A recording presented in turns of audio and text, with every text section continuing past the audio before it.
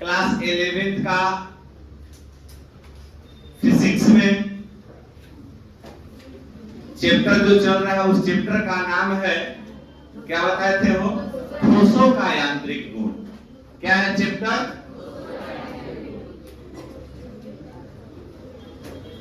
ठोसों का यांत्रिक गुण।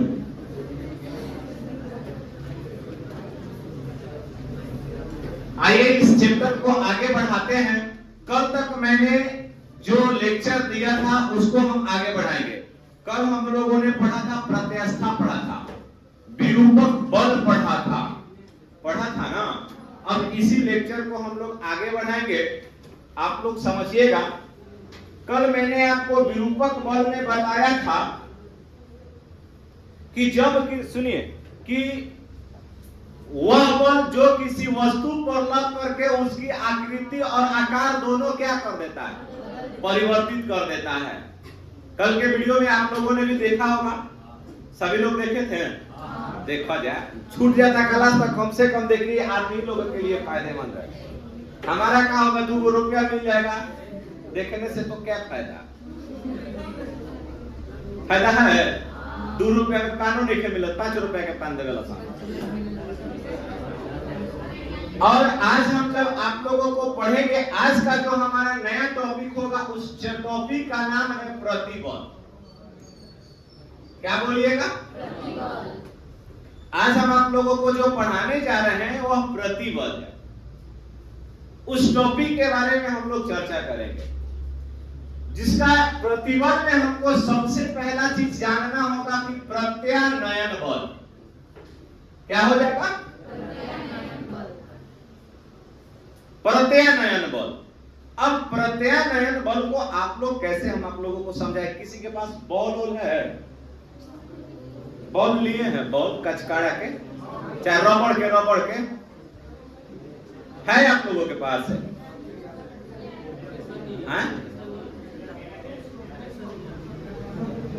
के हो बा नहीं कहे रख ले हे में उना वो हार्ड बॉल उदमी ना।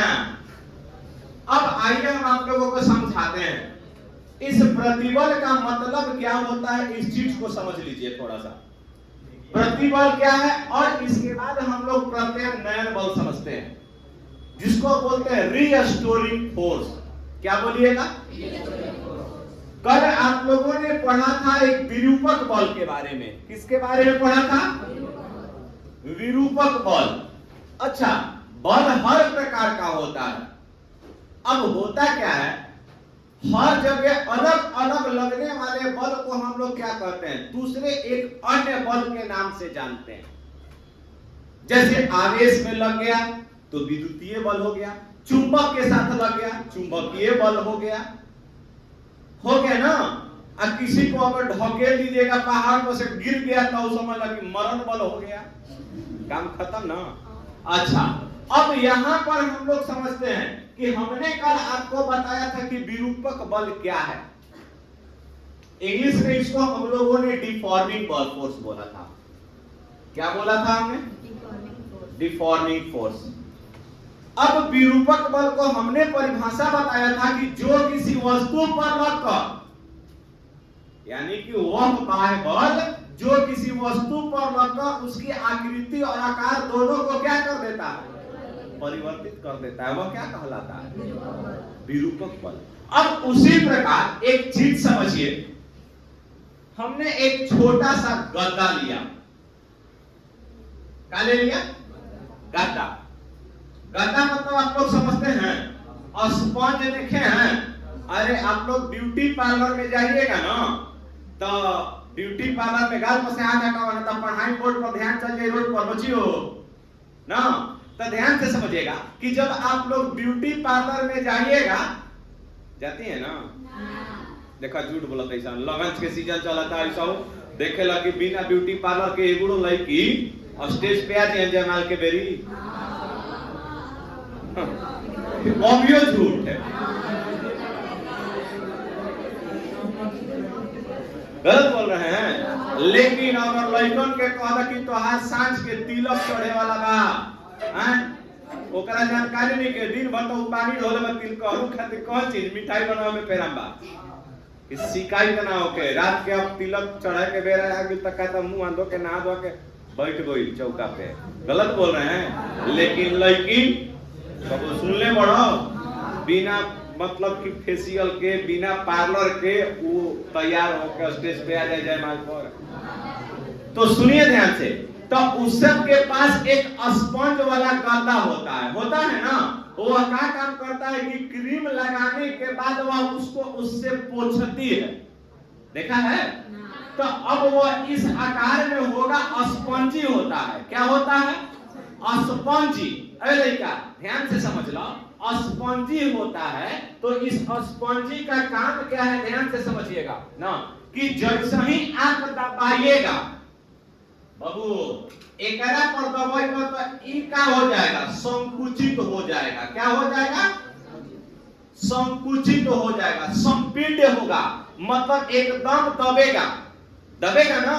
तो जौन एकरा पर बल लगता, उस बल को हम लोग बोलेंगे विरूपक बल। क्या बोलिएगा? जो इस स्पंज पर लगने वाला बल है वह कौन सा बल है? अब यह प्रत्यास्था का परिभाषा हमने बताया था कि प्रत्यास्था है क्या।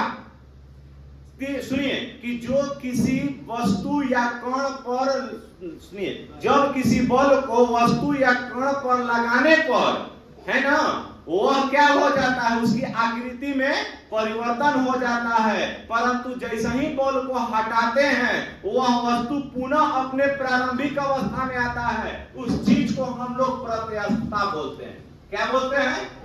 तो ये बताओ जा कि गद्दी जब स्पंज लिया है तो आपने जब दबाया तो वह कुछ देर के लिए उसकी आकृति क्या हो गई? कुछ देर के लिए उसकी आकृति क्या हो जाएगी?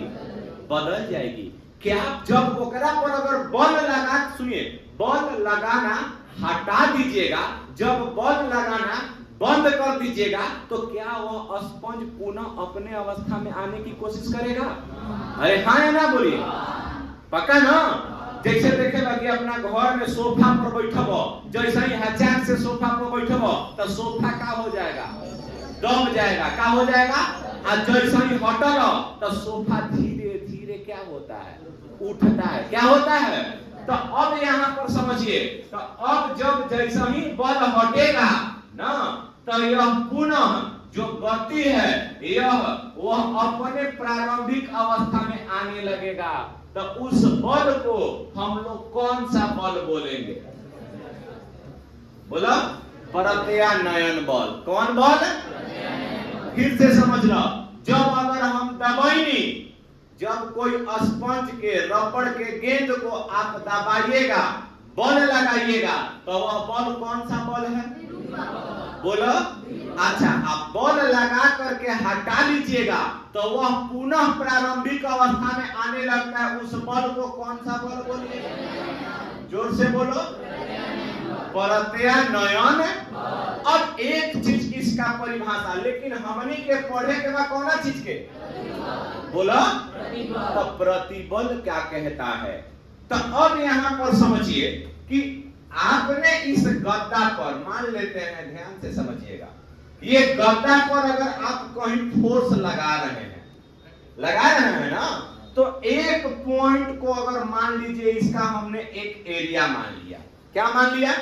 तो जहां आप बैठिएगा तो वहीं का भाग दबेगा। गद्दा पर जिस भाग पर बैठिएगा वहीं का न दबेगा कि चारों तरफ के दब जाएगा? वहीं का दबेगा।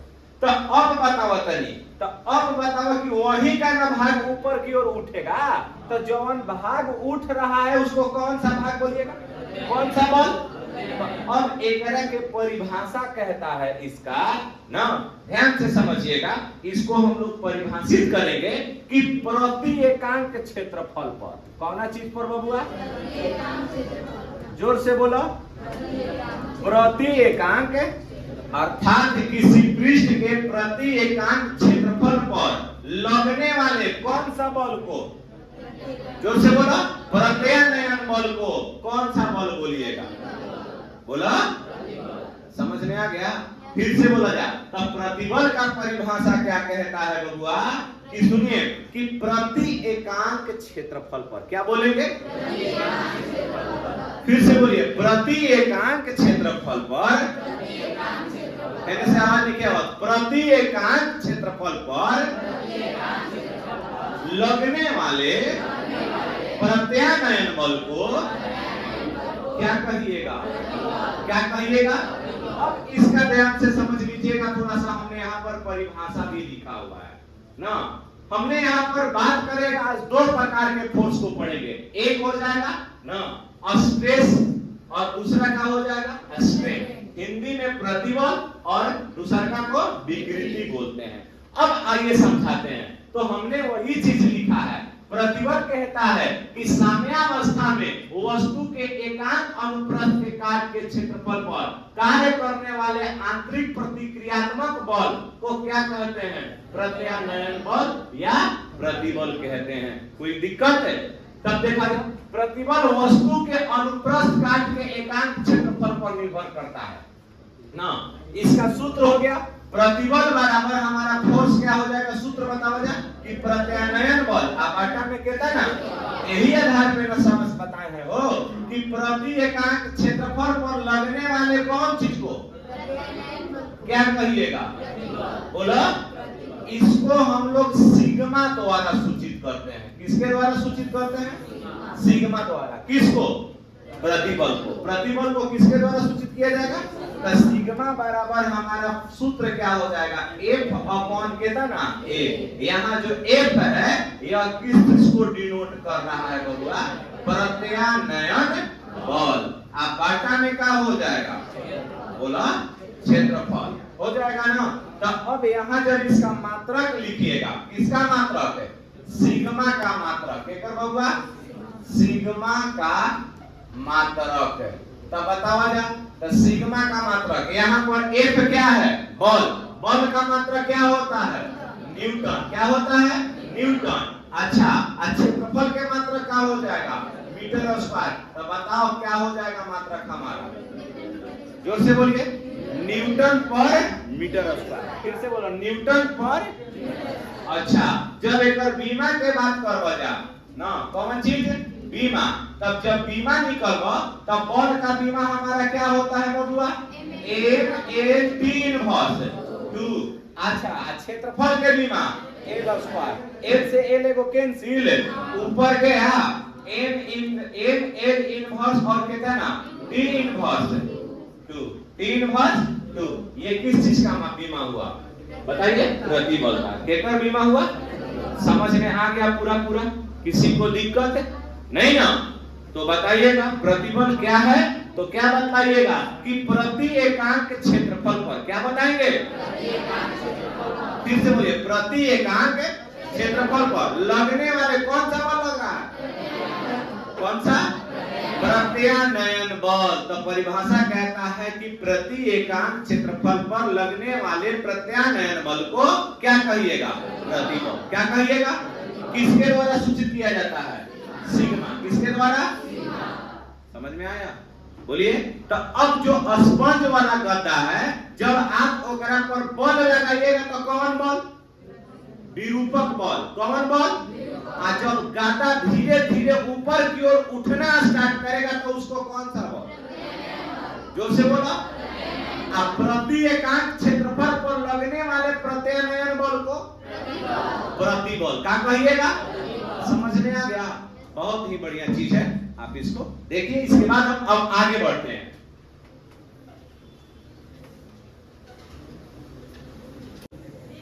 देखिए, अब हम आप लोगों को पढ़ाने जा रहे हैं। अगला यहाँ पर पॉइंट है कि प्रतिबल के प्रकार।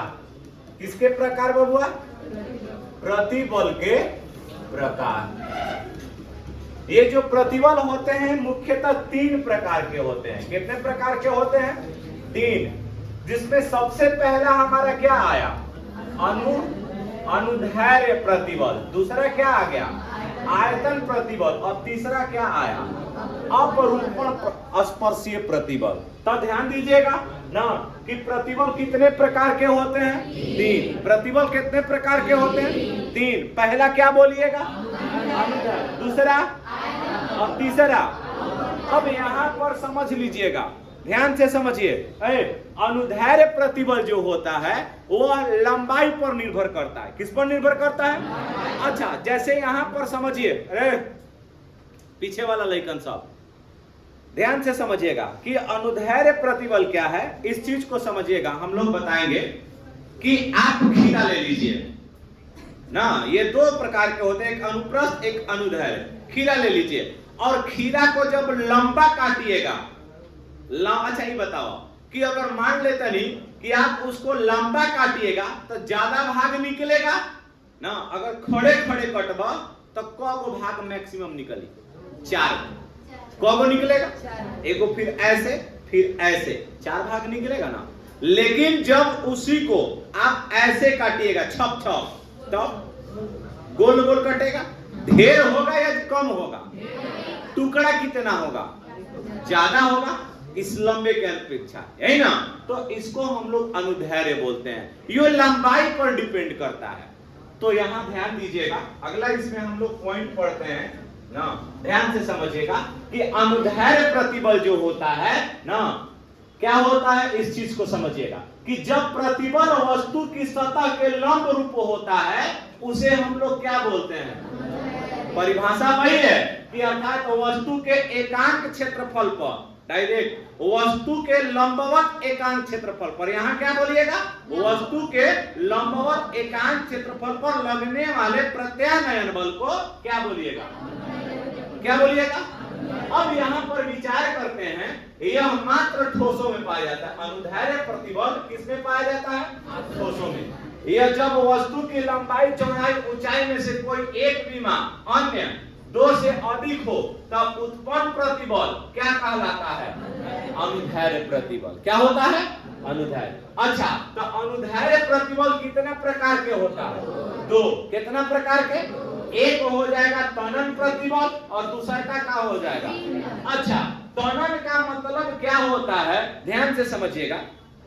तनन प्रतिबल और संपीड्य प्रतिबल ना, तनन का मतलब कि जिसके लंबाई में क्या हो जाना, वृद्धि हो जाना। क्या हो जाना, वृद्धि हो जाना, उसको कौन सा प्रतिबल कहिएगा, कौन सा प्रतिबल कहिएगा। अच्छा, जैसे कि अगर मान लेते हैं कि आप एगो आटा के लोई समझ रहे हो ना। अच्छा, जब आटा के लोइया आप लेते हैं, अब उसको गोला करके और लंबवत करके जब ओकरा पे चिपिएगा ऐसे ऐसे, तो वह क्या हो जाएगा, लंबाई बढ़ेगा कि घटेगा, पक्का ना। तो उसको हम लोग क्या बोलेंगे, तनन। क्या बोलिएगा, समझ लो जाना। अच्छा, आज संपीड्य प्रतिबल का मतलब क्या हुआ कि जब आप जिसको दबाइएगा तो दबाने के उपरांत उसके कण संकुचित होते हैं। क्या होते हैं, संकुचित। जैसे आप ध्यान से समझिएगा, एक चीज हम आप लोगों को समझा देते हैं, रुकिए थोड़ा सा ना, ध्यान से समझिए। ये इतनी मोटी हमने किताब लिया ना, जब हमने इतना मोटा किताब लिया और जब इस मोटे किताब पर हम बॉल लगाते हैं, ध्यान से देखो, क्या जब हम बॉल लगाते हैं आगे की ओर, तो ये किताब आगे की ओर बढ़ने की कोशिश कर रहा है, और जैसा ही छोड़ा तो यह क्या हो जाएगा, पुनः अपने प्रारंभिक स्थिति में आने की कोशिश करेगा। तो जो बॉल आगे की ओर लगाइएगा तो एकरा में क्या कंडीशन हो रहा है कि इसकी लंबाई में वृद्धि हो रही है, तो इसको हम लोग कौन सा बल, प्रतिबल बोलेंगे, तनन। अच्छा, एकरा बाद जब हम ऊपर की ओर बल लगाएंगे तो एक सारा पाना क्या हो जाएगा, मरोड़ाएगा, तो संपीड होगा, वो केंद्र की ओर आने की कोशिश करेगा। तो उस बल को हम लोग क्या बोलते हैं, तो बताइए कि जो हमारा तनन प्रतिबल होता है यह किस चीज के लिए डिपेंड करता है, लंबाई के लिए। किसके लिए, संपीड़न का मतलब क्या होता है, संकुचित होना। क्या होना, समझ में आ गया। ध्यान से बताइए कि अनुदैर्ध्य प्रतिबल कितना प्रकार के होता है, पहला क्या बोलिएगा, और दूसरा का, क्लियर हो गया। तो अनुदैर्घ्य प्रतिबल क प्रकार के? पहला तनन और दूसरा, समझ में आ गया? तो लिखिए, इसको बोलते हैं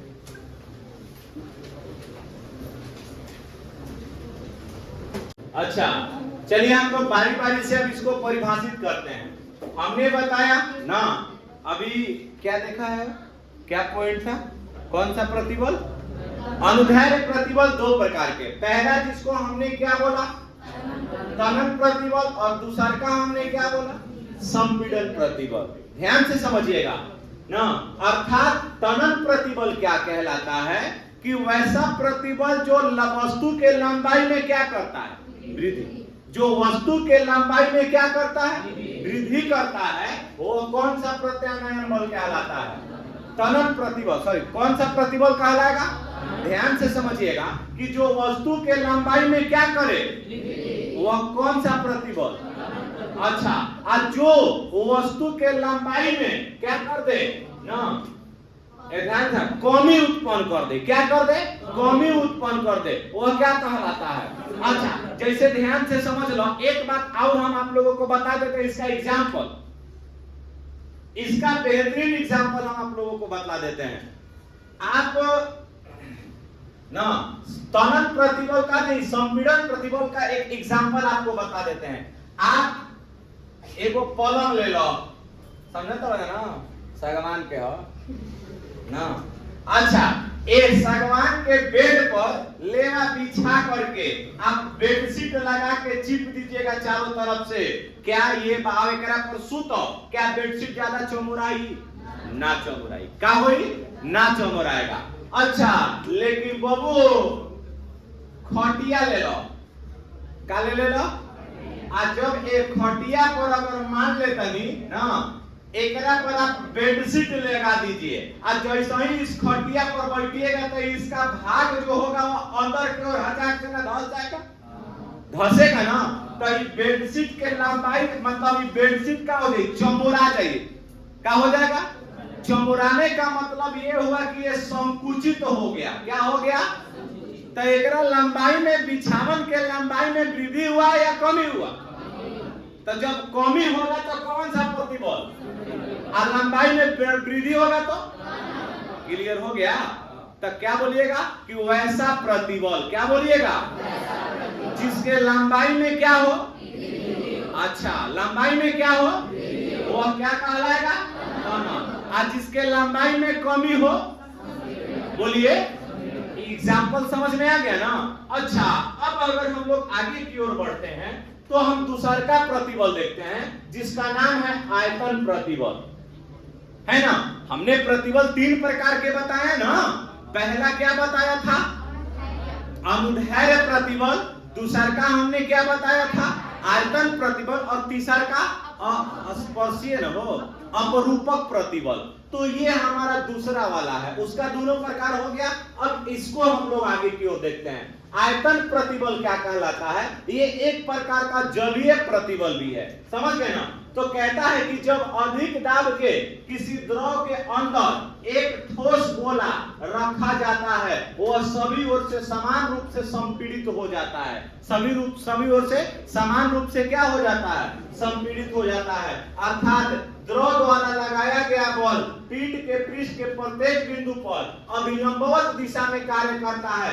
ऐसी स्थिति में पिंड को जलीय संपीड़न स्थिति में कहा जाता है। अर्थात पिंड के अंदर आंतरिक प्रत्यानयन बल उत्पन्न हो जाता है, जो द्रव द्वारा लगाए गए बलों के बराबर तथा विरोधी होते हैं। इस स्थिति में पिंड के एकांक क्षेत्रफल पर आंतरिक प्रत्यानयन बल को जलीय प्रतिबल या आयतन प्रतिबल कहते हैं। अब इस चीज को समझिएगा थोड़ी सी।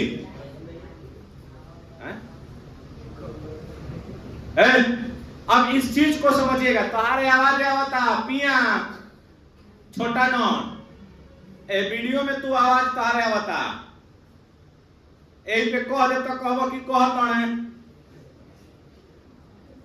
काला पे तो कहबो कि कहत है। कहीं चार गो के भर मिले रहेला। चल अगला चुनाव लड़वा देते तोरा के विधायकी से, सांसद बनबो नीतीश कुमार के पीए हमें आओ ने। तो कहने का मतलब ये हुआ, आप एक बाल्टी पानी ले लीजिए, पानी भरा हुआ बाल्टी ले लीजिए। अब आप उसको मोटरसाइकिल पर लेके जाइए, छलकी कि ना छलकी, ऊपर में छलकी कि नीचे में, बोलिए। तो जब पानी का कण अगर प्रत्येक पृष्ठ पर फोर्स लगाता है, उस फोर्स को हम लोग कौन सा प्रतिबल बोलेंगे? आयतन प्रतिबल। क्या बोलिएगा? समझ में आया कि नहीं आया? बस वही चीज है, इसमें कुछ भी नहीं है, तीनों उतार लीजिएगा आप लोग। इसके बाद है अपरूपण ना, कि ध्यान से समझिएगा। प्रत्यारोपित स्पर्शी बलों के कारण एकांक क्षेत्रफल पर उत्पन्न प्रत्यानयन बल ना क्या कहलाता है? अपरूपण। अच्छा, एक चीज यहाँ पर हम आपको और बता देते हैं, इस चीज को समझिए। एक चॉकलेट मिलता है रेड वाला, देखे हैं? जस्ट जेली, देखा है क्या? अच्छा, जेली देखे ना। और एगो बात बता दे, इतना बड़ा गोंद का एक जेली बनाइए ना। अच्छा, आज जैसा ही ओकरा पर अगर आप लोग फेंकिएगा नीचे में, नीचे उसको आप ढगराइएगा, तो वह जहां पर रखिएगा वो वाइब्रेट करता है। जेली पड़केगा नहीं, वह क्या करता है? वाइब्रेट। उसके मतलब कि ओकरा के जो अंदर का कण का पार्टिकल है वो हिलोर मारता है। क्या करता है? ना आगे बढ़ेगा, अच्छा आगे पाछे ऐसे ऐसे करते रहता है। उसी प्रतिबल को हम लोग कौन सा प्रतिबल बोलते हैं? आयतन प्रतिबल। क्या बोलिएगा? आयतन प्रतिबल। नेक्स्ट हम लोग इसको समझते हैं अपरूपण या स्पर्शी बल।